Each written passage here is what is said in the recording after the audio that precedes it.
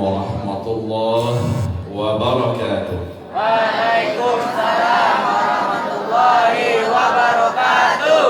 Alhamdulillahi rabbil alamin. Wa bihi nasta'inu ala umuri dunya waddin.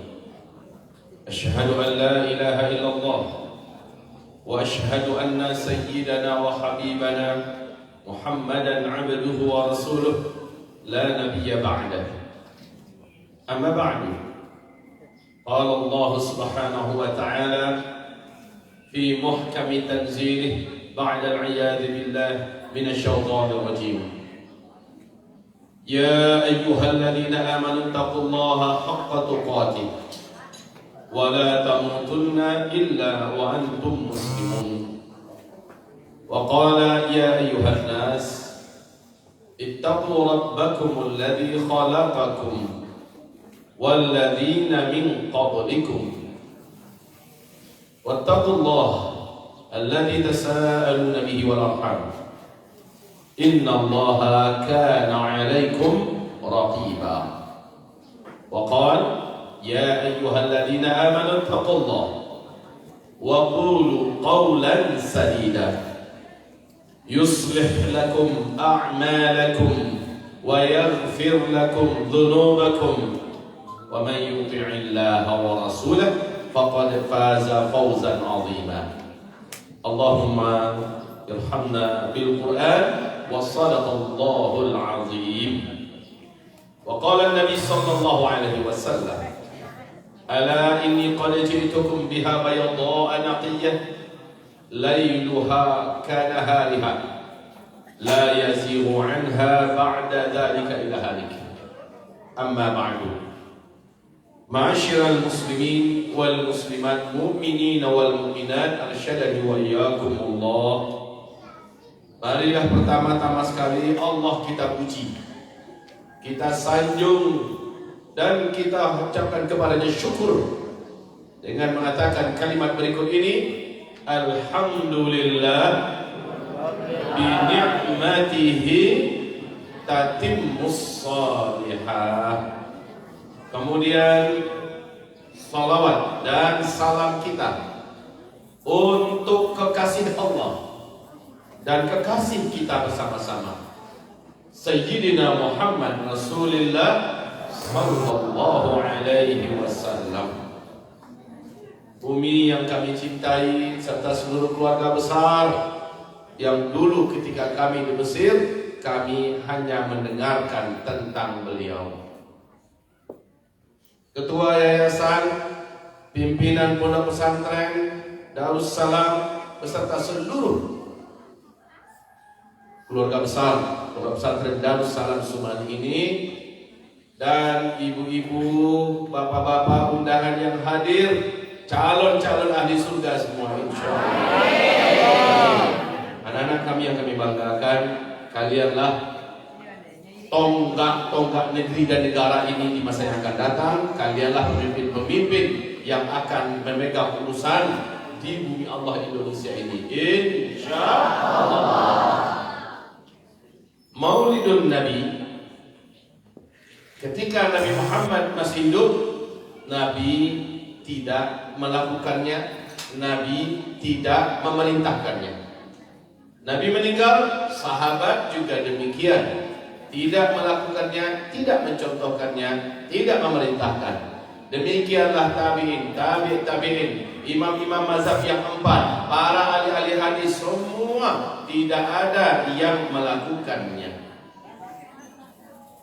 Beratus-ratus tahun kemudian meletuslah perang salib, di mana orang-orang salib Eropa sudah sangat iri, puncak cemburu, dengki mereka sampai ke ubun-ubunnya, sehingga mereka menyatukan kekuatan melakukan agresi menjajah negeri-negeri Islam. Tentu saja pemerintahan Islam pada masa itu membela diri, mempertahankan setiap jengkal tanah air Islam yang sudah dikuasai oleh khilafah Islamiyah pada saat itu. Awalnya pertempuran sangat sengit, tahun berganti tahun, dekade demi dekade, berabad pun jalan. Tapi lama kelamaan semangat tempur umat Islam mengendur. Ini ya, ini Buya cerita terlebih dahulu asal muasal diadakan acara Maulid Nabi ini. Semangat tempur kaum muslimin semakin lama semakin melemah, mengendur. Dampaknya sangat parah. Satu persatu negeri-negeri Islam berjatuhan ke tangan kaum salib. Masjid-masjid dihancurkan, Al-Quran diinjak-injak, dibakar, kaum muslimin dibantai, dibunuh, anak-anak kecil dicincang, wanita-wanita diperkosa. Hina sekali Islam di tempat-tempat negerinya jatuh tangan kaum salib. Saat itu ada seorang pendekar Islam yang paling ditakuti oleh dunia barat, dan dia menjadi mujahid besar. Namanya adalah Salahuddin Al-Ayyubi. Siapa namanya? Salahuddin Al-Ayyubi. Mendengar namanya saja, lawan-lawannya para raja-raja di belahan Eropa tidak bisa tidur. Menakutkan sekali figur dan sosok Salahuddin Al-Ayyubi ini. Jadi beliau berpikir, melihat semangat kaum muslimin kenapa makin lama makin down, kenapa makin lama makin melemah. Singkatnya, dia pun mengirim mata-mata ke dunia Eropa. Lihat apa yang dibuat oleh mereka. Kenapa mereka masih terus semangat perang setelah ratusan tahun, sementara kita sudah mulai mengendur.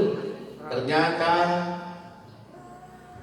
di belahan dunia Eropa, setiap acara kelahiran Yesus Kristus, mereka mengadakan acara pesta besar-besaran. Pesta besar-besaran, maksiat dan juga penggalangan, pembakaran semangat. Kembalilah utusan ini melaporkan kepada Salahuddin Al-Ayyubi. Beliau berkata, tidak ada yang lebih berhak untuk membakar semangat dengan keteladanan contoh yang telah diberikan kecuali umat Islam. Nabi Muhammad ideal dalam masalah menegakkan agama. Nabi Muhammad ideal dalam masalah menyebarkan agama. Kesabaran beliau, ketegaran beliau, ketabahan beliau, keistiqomahan beliau, pengorbanan beliau, dengan tetes air mata demi air mata, dengan peluh dan keringat, begadang siang dan malam, bahkan darah pun tertumpah, semuanya dikorbankan untuk membela Islam. Nabi Muhammadlah tipe yang paling cocok untuk didengar dan ditiru tentang sejarahnya. Maka Salahuddin Al-Ayyubi berpikir sebaiknya diadakan acara tabligh akbar. Dalam tabligh akbar ini direncanakan membakar semangat kaum muslimin untuk kembali semangat membela Islam, semangat membela kehormatan Islam, menceritakan sejarah Nabi, menceritakan sejarah para sahabat-sahabat Nabi.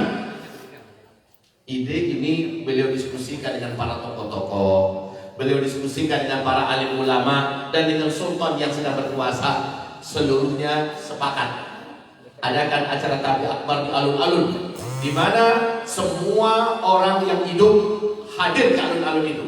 Wanita, laki-laki, tua, muda, anak-anak, ya, wanita yang baru dipingin karena akan menikah, para pengantin bulan madu, orang-orang hamil, semuanya berduyun-duyun datang ke lapangan.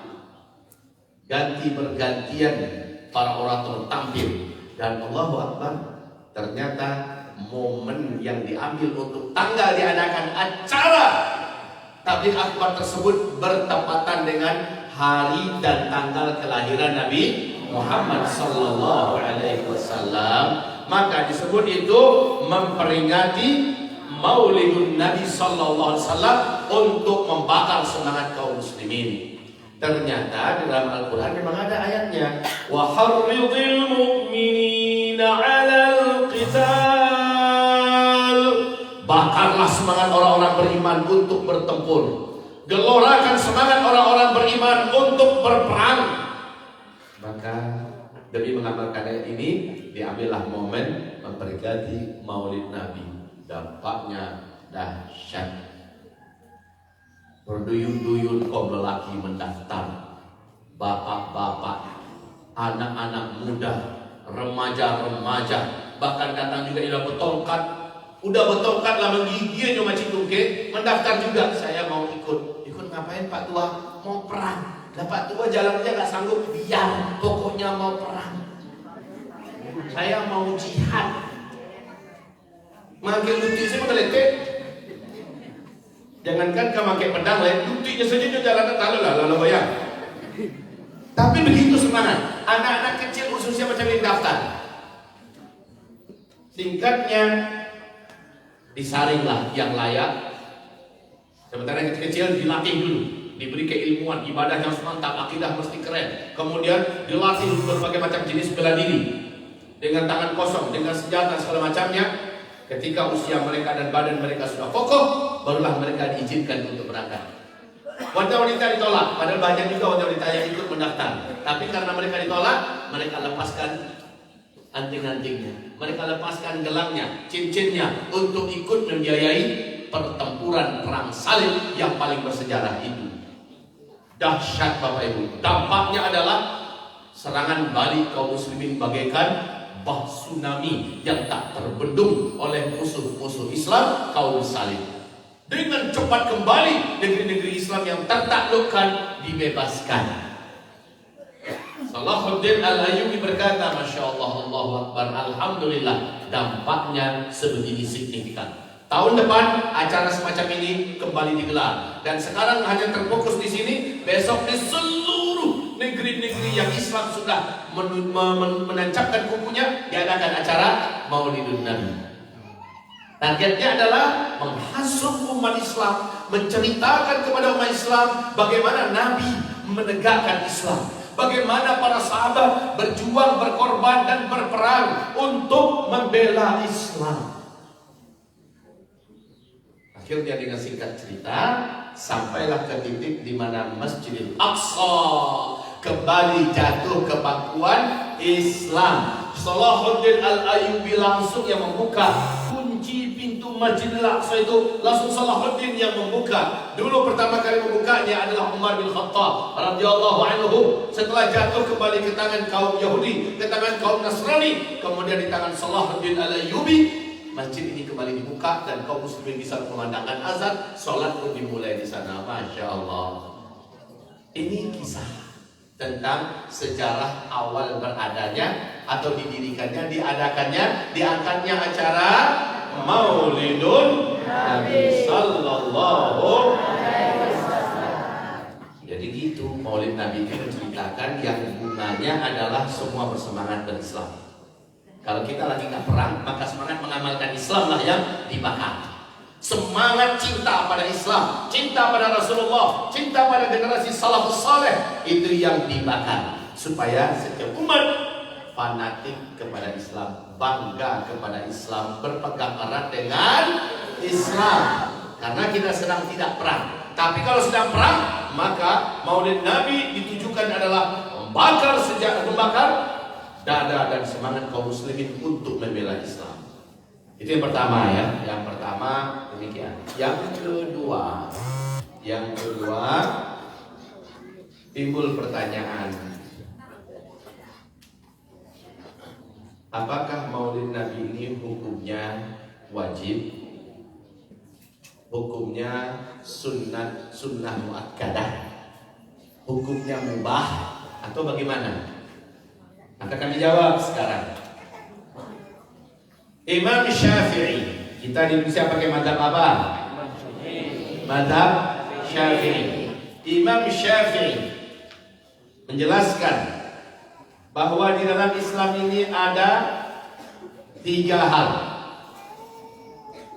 Yang pertama disebut dengan ta'ah, yang kedua disebut dengan qurbah, dan yang ketiga disebut dengan jibillah. Ulangi sama-sama. Apa yang pertama? Ta'ah. Yang kedua? Ta'ah. Yang ketiga? Jibillah. Apa itu ta'ah? Ta'ah yaitu kewajiban menjalankan perintah-perintah Allah dan kewajiban meninggalkan larangan-larangan Allah. dan itu dalilnya harus jelas. Dalilnya cuma Al-Quran dan Sunnah. Tak boleh dalilnya kata nenek moyang, kata buku, kata Pak Kiai. Kalau untuk masalah perintah-perintah yang wajib dijalankan, perintah-perintah yang wajib ditinggalkan, namanya ta'ah. Dalilnya harus jelas, hanya Al-Quran dan hadis-hadis Nabi yang sahih. Jelas sampai di sini? Yang kedua, apa namanya yang kedua? Kurbah. Apa namanya yang kedua? Kurbah. Qurbah. Qurbah. Apa itu qurbah? Upaya hamba mendekatkan diri kepada Allah. Qurbah. Upaya hamba mendekatkan diri kepada Allah Subhanahu wa taala. Nah, untuk mendekatkan diri wajib mencontoh. Tadi ayat yang dibacakan oleh qari kita, laqad kana lakum fi Rasulillah uswatun Hasanah. liman kana yarjullah wal yawmil akhir wa dzakarallaha katsiran. Siapa yang menginginkan ridha Allah, ingin dekat dengan Allah, ingin cinta Allah, mendapatkan cinta Allah. Siapa yang ingin selamat dari neraka, siapa yang ingin masuk surga, siapa yang ingin memperbanyak zikir dan ibadah, Rasulullah lah contoh qurbah. Jadi kalau ingin dekat dengan Allah, contohnya harus Rasulullah. Jangan ngarang-ngarang sendiri. Di zaman Nabi ada yang ngarang-ngarang. Setelah dia dengar Nabi bagaimana sholat tahajudnya, bagaimana puasa Nabi, bagaimana ibadah Nabi, lalu ada orang yang ngarang-ngarang. Apa katanya? Demi Allah, saya akan tahajud sepanjang malam dan saya akan tidur setiap malam sampai saya mati. Gitu. Yang lain berkata, demi Allah, saya akan puasa asal siang hari saya puasa sampai tenggelam matahari. Saya tidak akan pernah tidak puasa. Saya akan puasa terus. Ngarang-ngarang namanya ini. Padahal Nabi masih hidup. Lalu yang satu lagi berkata, demi Allah, saya lihat yang paling menyibukkan orang dari beribadah pada Allah adalah berumah tangga. Maka saya bersumpah, saya tidak akan kawin sampai saya mati. Saya akan sibukkan diri saya ibadah. Sampailah hal itu ke telinga Rasulullah. Langsung naik Rasul ke atas mimbar. Tinggi suara Nabi, merah matanya, merah wajah Nabi. Lalu apa kata Rasulullah? Siapa yang tadi berkata akan tahajud setiap malam tidak tidur-tidur?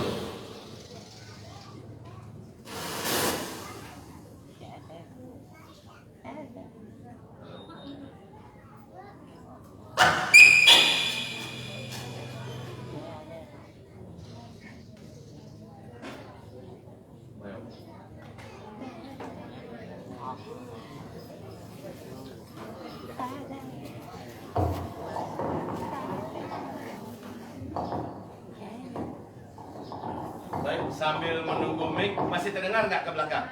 Masih ya. Kita lanjut. Jadi, siapa yang tadi berkata dia akan tahajud sepanjang malam dan tidak tidur-tidur? Siapa yang tadi berkata bahwa dia akan puasa setiap hari dan tidak akan pernah berbuka? Siapa yang tadi berkata bahwa dia tidak akan pernah kawin seumur hidupnya? Siapa? Kata Rasulullah. Dengarlah oleh kalian, ketahuilah oleh kalian, di antara kalian semua, sayalah yang paling takut kepada Allah. Sayalah yang paling hebat takwanya kepada Allah. Sayalah yang paling puncak ibadahnya kepada Allah. Jangan ngarang-ngarang kalian. Ya. Jadi merasa itu lebih hebat yang akan mereka lakukan. Ternyata Rasulullah tidak ridha. Lalu kata Rasulullah, "Man raghiba an sunnati falaisa minni." Orang yang tak mau mengikuti sunnahku, ingin ngarang-ngarang cara sendiri, bukan umatku, kata Nabi. Jadi kalau untuk mendekatkan diri kepada Allah, jangan ngarang-ngarang. Tiru aja lah Rasulullah. Tiru aja lah Rasulullah sallallahu alaihi wasallam. Nah, jadi untuk urusan qurbah niru Rasulullah. Kalau untuk qurbah ya niru Rasulullah sallallahu alaihi wasallam. Yang ketiga apa namanya? Jibillah. Ulangi. Jibillah. Apa arti jibillah? Jibillah adalah alat dan sarana untuk menjalankan nomor 1, nomor 2 tadi untuk menjalankan ta'ah dan qurbah, alat dan sarana. Contoh, Ibu, bagi orang yang mampu, duitnya banyak, badannya sehat, penerbangan ada, sudah wajib untuk berangkat haji tidak? Wajib ya? Baik. Berangkat hajinya wajib bagi orang yang sudah mampu. Tapi apakah berangkat haji wajib pakai pesawat? Wajib gak berangkat haji pakai pesawat? Wajib. Iya lah. Kalau dikatakan wajib, berarti Nabi dulu nggak sah hajinya, karena Nabi nggak pakai pesawat dulu. Oke, tanya balik, fokus. Wajib nggak berangkat haji pakai pesawat? Nggak ada pesawat, bisa naik kapal laut, betul tidak? Naik kapal laut untuk berangkat haji wajib tidak pakai kapal laut? Tidak, pakai mobil juga bisa. Nggak ada mobil, bisa nggak berangkat haji pakai naik kuda atau onta? Jalan kaki bisa nggak? Bisa, walaupun lepas kakinya di jalan. Artinya pesawat, kapal laut, mobil, naik kuda, naik onta, ya, dan sarana-sarana ini disebut dengan jibillah. Oh ya, nggak ada dalilnya dalam Al-Quran naik haji pakai pesawat, memang nggak ada. Dalam hadis juga tak ada. Tak ada dalilnya dalam Al-Quran, dalam hadis. Nabi Muhammad naik haji pakai pesawat, naik mobil, semacam nggak ada. Yang wajib naik haji, sarananya terserah apa saja. Kan begitu. Nah, yang sarana tadi disebut dengan jibillah. Jibillah, oke? Sekarang menuntut ilmu wajib tidak? Wajib menuntut ilmu. Talabul ilmi fardhatun ala kulli muslimin wa muslimah. Menuntut ilmu itu hukumnya wajib bagi setiap muslim lelaki dan muslim wajib menuntut ilmu. Tapi menuntut ilmu di pesantren wajib tidak? Menuntut ilmu di pesantren wajib tidak? Tidak wajib. Tapi pesantren sarana untuk menuntut ilmu. Maka pesantren boleh diadakan apa tidak boleh? Boleh. Bagus malah, ya kan? Universitas Islam dulu di Madinah ada nggak? Jamiah Islamiyah Madaniyah Madinah Al-Munawwarah. Universitas Islam Madinah ada nggak dulu zaman Nabi? Tidak ada. Sekarang dibuat Universitas Islam. Lalu beranikah orang sekarang mengatakan pondok pesantren, Universitas Islam itu adalah bid'ah, sesat karena tak ada dalam Al-Quran? Memang tak ada pesantren dalam Al-Quran. Tidak ada pesantren dalam hadis. Tidak dibuat pula oleh Nabi Muhammad. Lalu ketika pesantren ada, Universitas Islam ada, mau kita katakan itu bid'ah? Jelas kita tidak akan rela pondok pesantren dikatakan bid'ah. Masalahnya sekarang ada kelompok-kelompok yang mengatakan Maulid Nabi itu bid'ah, Isra Mi'raj itu bid'ah, betul tidak? Nah, kita jawab kepada mereka, boy, jangan sembarang ngomong ente. Sikit-sikit bid'ah. Ayo kita jelasin sama ente tentang masalah ta'ah, qurbah dan jibillah. Mana yang lebih pintar? Ente apa Imam Syafi'i? Guru ente apa Imam Syafi'i? Syekh ente apa Imam Syafi'i? Imam Syafi'i itu tidak ada yang menandingi keilmuannya, dan beliau menjelaskan dalam agama ini ada 3: ta'ah, qurbah, dan jibillah. Ini sarana. Kayak tadi perintah Allah dalam Al-Quran apa? Wa harridil mu'minina 'alal qital. Bakar semangat orang-orang beriman untuk bertempur, semangatkan orang-orang beriman untuk berperang, hasung orang-orang beriman untuk berkorban nyawa, harta, darah, waktunya untuk menegakkan agama Allah. Itu perintah Allah. Sarananya mengangkat acara Tabi Akbar dalam Maulid Nabi. Acara Maulid Nabi jadinya jibillah. Paham? Kalau begitu Maulid Nabi bid'ah apa? Maulid Nabi bagus apa tidak? Bagus. Yang mengatakan bid'ah, maaf utak ke bekadah. Larangan itu. Bercendawan. Itu utak bercendawan. Alhamdulillah. Jadi ini hal yang perlu kita kunci dulu. Orang-orang yang asik mengatakan acara-acara seperti ini adalah bid'ah, maka orang ini kita katakan, maaf saudaraku, belajar lagi lah yang banyak. Ya, belajar lagi lah yang banyak. Baru patang tamek beraja, baru alasoh bidah-bidahkan orang. Alhamdulillah. Yang kedua, yang ketiga. Ini ilmu semua ya, ilmu semua. Yang ketiga, Buya, kata orang-orang yang mengatakan bahwa Maulid Nabi itu bid'ah, karena banyak orang-orang mengangkat acara Maulid Nabi di dalamnya ada hal yang nggak baik, Buya, nggak sesuai dengan agama. Loh, contohnya apa? Tidak sedikit sekarang orang-orang mengangkat acara Maulid Nabi mengundang organ tunggal.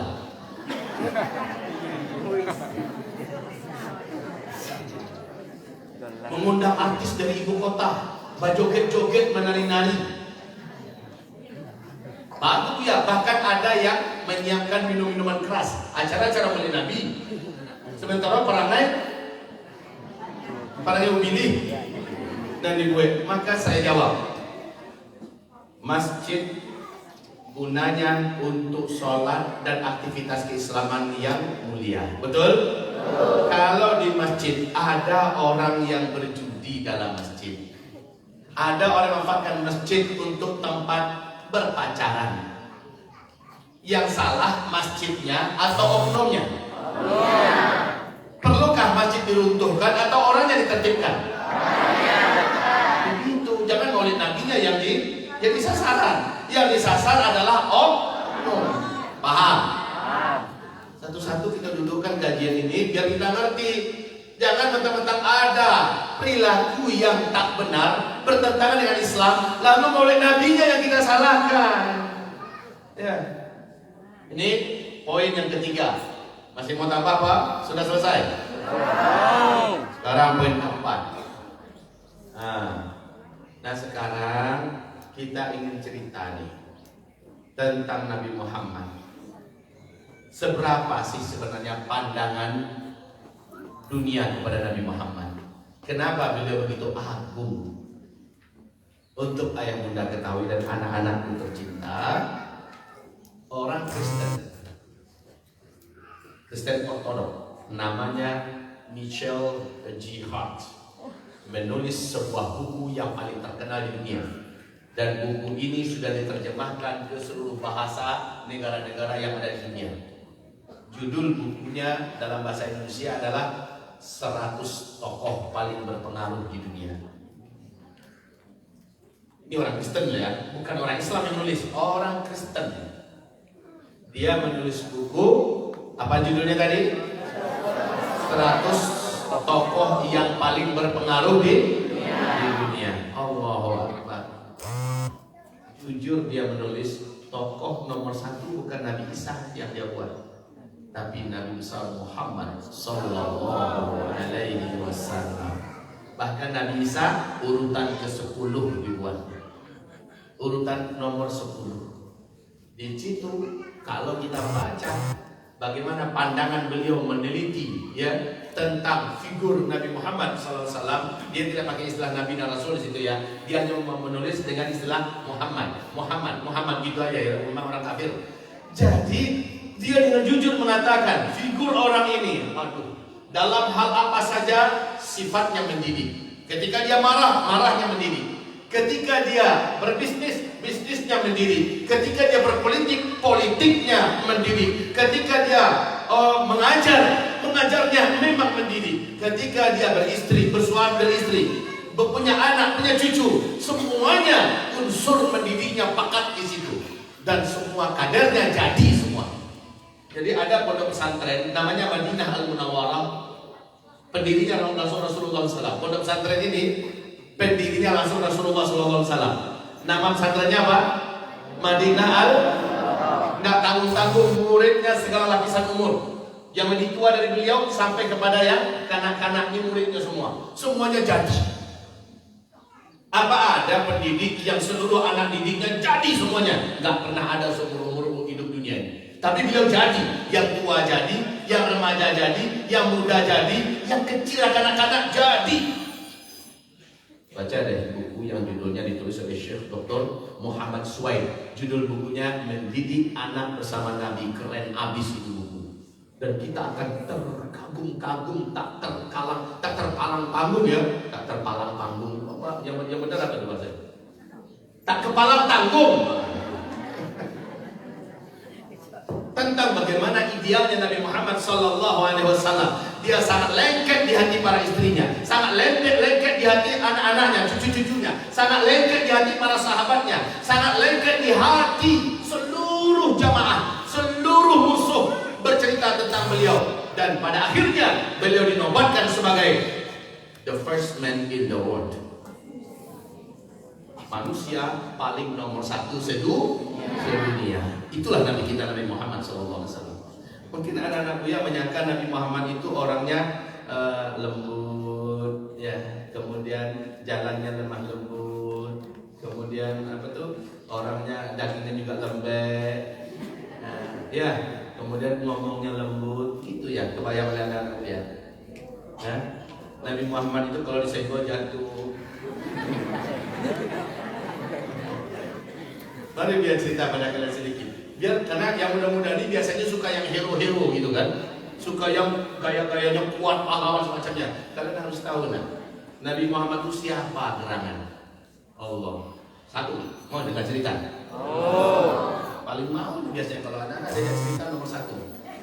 Ibu-ibu sampai sekarang juga doyan dengar cerita ya Bu ya? Oke, kita dengerin cerita. Pertama, ini cerita tentang masalah keheroan Nabi Muhammad SAW. Apa kata Nabi? Aku diberi oleh Allah kekuatan 10 lelaki terkuat yang paling kuat di antara kalian. Kekuatan fisik Nabi itu 10 lelaki terkuat yang paling kuat di kalangan para sahabat. Waktu perang Khandaq, dikali lubang, dan lubang itu dari batu, dikali lubang, semuanya turun, berhari-hari menggali lubang. Madinah Munawwarah dikelilingi oleh lubang itu, makanya seperti Khandaq. Khandaq itu kan artinya parit, ya. Kemudian ada satu batu yang hampir sebesar mobil Agia itu, Agia Pak Ela yang kuning, hampir sebesar itu, keras sekali, nggak bisa dihancurkan. Udah berganti-ganti para sahabat menggunakan palu yang paling besar dan paling kuat, pam, nggak hancur-hancur. Lalu Nabi Muhammad berkata, sini, serahkan ke saya, minggir semuanya.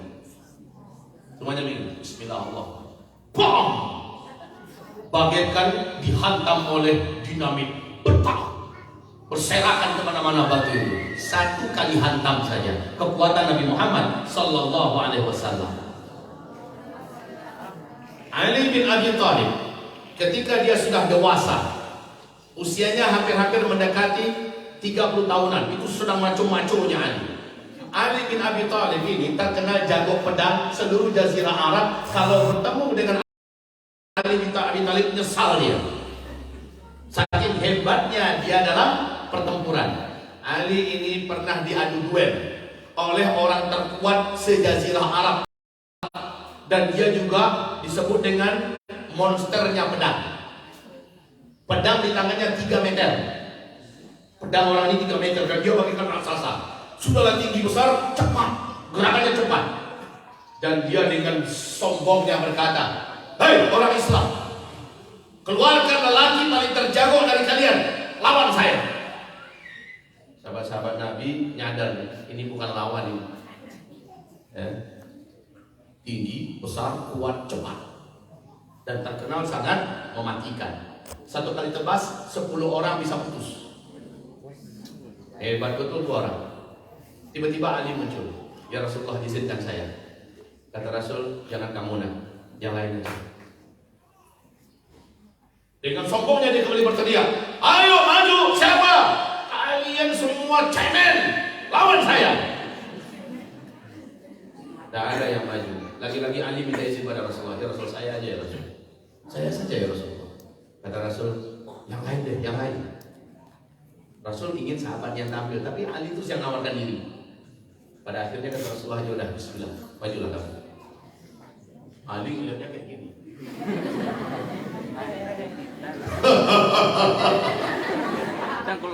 Anak kecil, mundur kamu.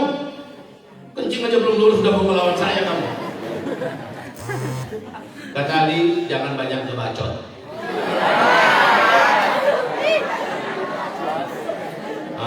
Lu maju, gua balas.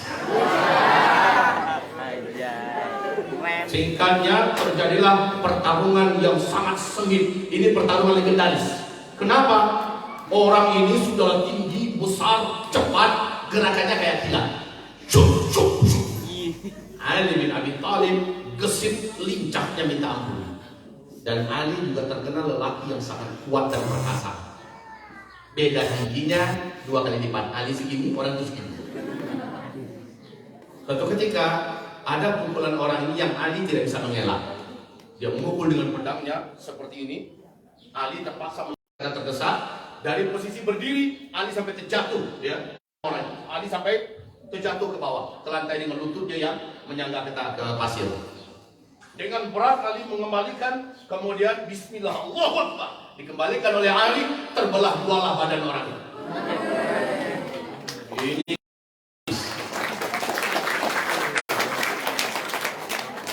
seluruh sahabat berteriak Allahu Akbar, Allahu Akbar. Ini Ali ya. Nah, ketika perang sedang terjadi, para sahabat tuh hobi sparring. Tahu sparring? Mereka saling apapun senjatanya, mau gulat, mau tinju, boxing apa, oke, Ali bisa semuanya, kalah semua sahabat. Ali lalu berkata, ayo, siapa lagi? Ayo, siapa lagi? Saya masih semangat nih. Orang udah banyak yang jatuh tadi. Harusnya tenaganya udah lemes dong. Ini nggak lemas-lemas. Ayo sekarang, siapa lagi? Saya lagi semangat. Tidak ada yang berani dan tidak ada yang bisa mengalahkan Ali bin Abi Thalib. Nabi Muhammad melihat ini, Ali sudah mulai agak sedikit merasa bangga. Ini bahaya. Maka Nabi berkata, Ali, sini nak. Ya Rasulullah, kamu mau dapat lawan yang bisa ngalahin kamu. Mau ya Rasul? Di mana ya Rasul? Namanya pendekar itu langsung semangat dengan ada orang hebat. Mau ya Rasulullah? Di mana ya Rasul? Besok. Kenapa nggak sekarang? Dia cuma ada waktu besok. Baik ya Rasulullah, di mana nih? Di mana ya Rasul? Kau lihat bukit itu? Iya ya Rasulullah, di balik bukit itu dia nunggu kamu besok ya, pas waktu duha, tepat matahari sedang begini. Ya Rasulullah, siapkan dirimu sebaik-baiknya. Siap ya Rasul. Rasanya bagi Ali menunggu besok itu lama sekali. Ya, lama sekali. Besok singkatnya dia pun sampai ke tempat yang ditunjuk. Ternyata seorang lelaki tegap sedang berdiri dengan memakai baju hitam dari bawah sampai ke atas dan mukanya dibalut semua. Yang nampak hanya mata kayak ninja gitu. Ya, laki-laki itu begitu tegap dan tenang sekali. Ali berkata, "Kamukah orang yang bisa mengalahkan saya?" Dengan tenang orang itu berisyarat. Mulai aja, gitu ya. Maka Ali pun menyerang. Serangan Ali begitu ringannya, begitu mudahnya dia mengelak. Ali sudah di bawah. Ali sudah di bawah. Kepalanya udah di lutut orang ini, ya. Tinggal gebuk aja lagi pak. Lalu Ali minta agar dia diizinkan berdiri. Ali terkejut, seumur hidup baru kali ini orang bisa menjatuhkannya. Kemudian dia bangun lagi, jurus kedua. Ya, jurus tapak geni. Kemudian di bawah. Ini kisah nyata, ya. Ini kisah nyata. Ali terkejut, siapalah orang itu tangguh sekali. Kemudian dipakai jurus gulat, dipakai jurus boxing, dipakai jurus kungfu, dipakai jurus apa? Semuanya Ali tumbang dalam 10 kali kesempatan, kalah Ali ke-10-nya. Dan tenaga orang ini begitu kuat, Ali tidak bisa melepaskan diri. Padahal selama ini banteng pun bisa diputar. Ini orang tak bisa. Siapa orang? Terakhir Ali mengatakan, saya nggak kalah, saya nyerah. Perkenalkanlah diri Tuhan, siapa kiranya Tuhan ini? Maka dibukalah yang menutupi Rasulullah Sallallahu Alaihi Wasallam. Para sahabat kalian Rasulullah itu seorang pendekar tak tertandingi. Ibn itu orang Muslim. Tahu dengar Ibn enggak? Itu seorang ulama itu Ibn. Pernah dengar tentang Feng Shui?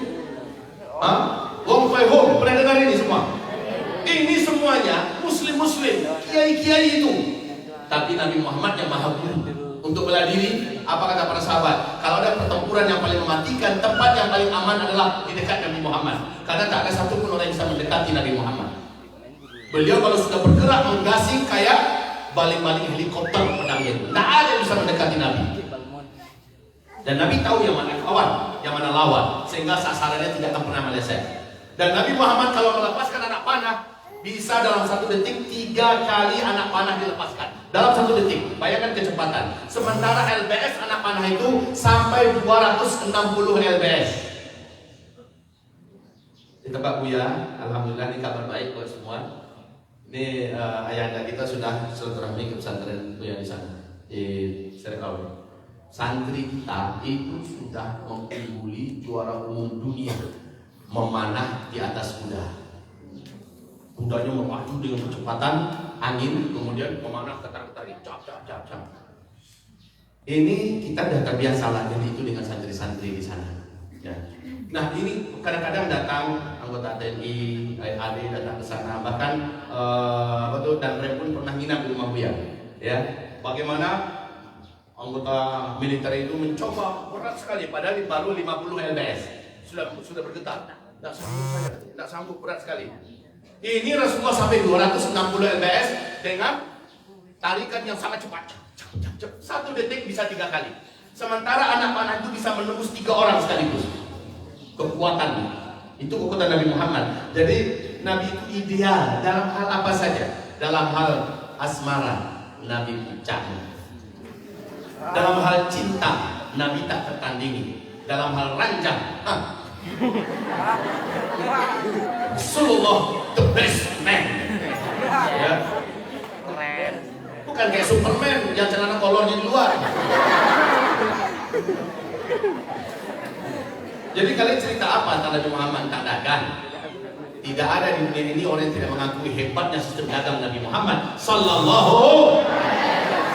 Maka kalau kalian ingin mendudukkan siapa orang yang paling saya idealkan di dunia ini, jawabannya Rasulullah Sallallahu Alaihi Wasallam.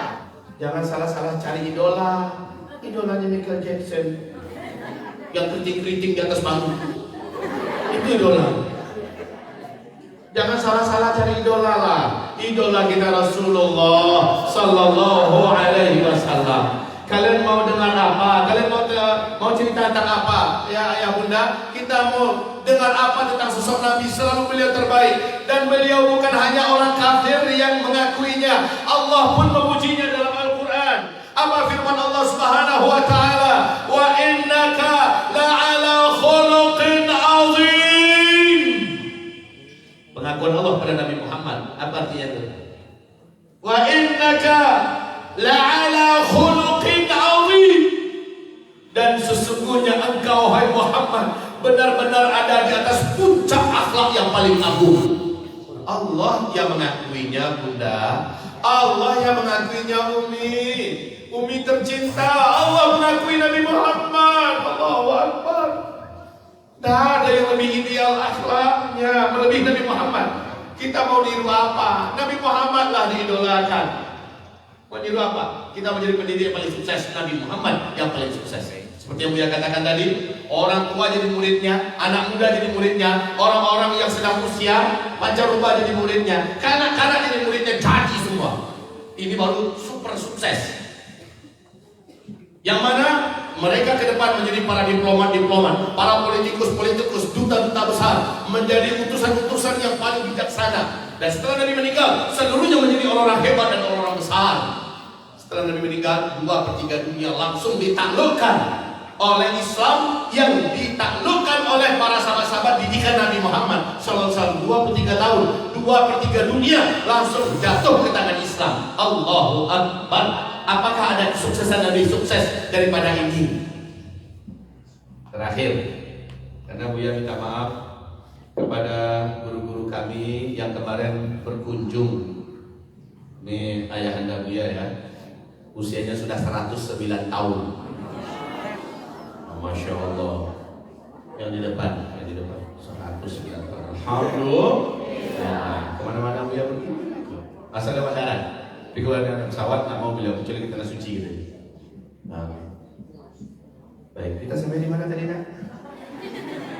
Sampai di mana tadi? Innaka la'ala khuluqin 'adzim. Ya, setelah itu tadi ada kita gantung dari bicaranya.